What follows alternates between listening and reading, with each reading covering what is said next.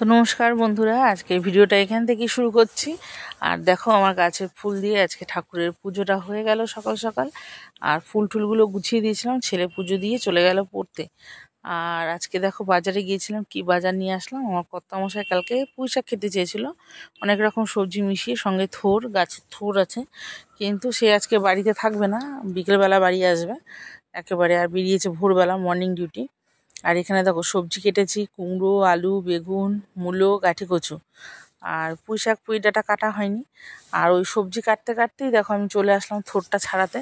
কেন, থোর যদি আমি একবারে ছাড়িয়ে রাখি ঘরে, তাহলে থোরটা ভালো থাকে না, শক্ত হয়ে যায়।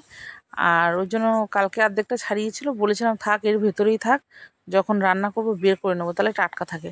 আর থোরটা এতটাই নরম, মানে কি বলবো, মানে থোরের যে একটা কচকচে কচকচে একটা ব্যাপার থাকে না, ওরকম কিচ্ছু নেই, একদম মিশে গেছিলো তরকারির সাথে।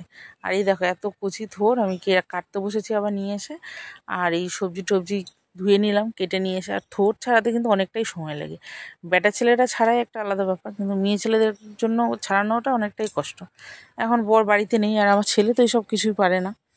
তো আমি নিয়ে আসলাম, নিয়ে এসে ওই একটু কালো জিরে, তেজপাতা, শুকনো লঙ্কা, কাঁচা লঙ্কা ফোড়ন দিয়ে আলুটাকে নুন হলুদ দিয়ে ভেজে নিয়ে এবার তার মধ্যে এক এক করে সব সবজিগুলো দিয়ে দেবো।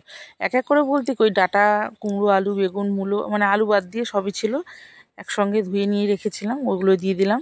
আর পাতাটা আবারও লাস্টে দেবো, পাতা তো আমি একসঙ্গে দিই না, প্রথমে পাতাটা দিলে একদম গলে যায়। আর দেখো নুন হলুদ দিয়ে দিয়েছি তোর মধ্যে, ঢাকাটা দিলাম যাতে সবজিটা একটু কমে আসে। হ্যাঁ, আর সবজিটা কমে আসলে পরে তাহলে মানে নুন মিষ্টির পরিমাণটা ঠিক বোঝা যায়, নাহলে পরে একটু বেশি হওয়ার সম্ভাবনা থাকে। অল্প করে তো আলুর মধ্যে লবণ দিয়েছিলাম প্রথমে, তো পরে আবার একটু দিতে হয়েছিল।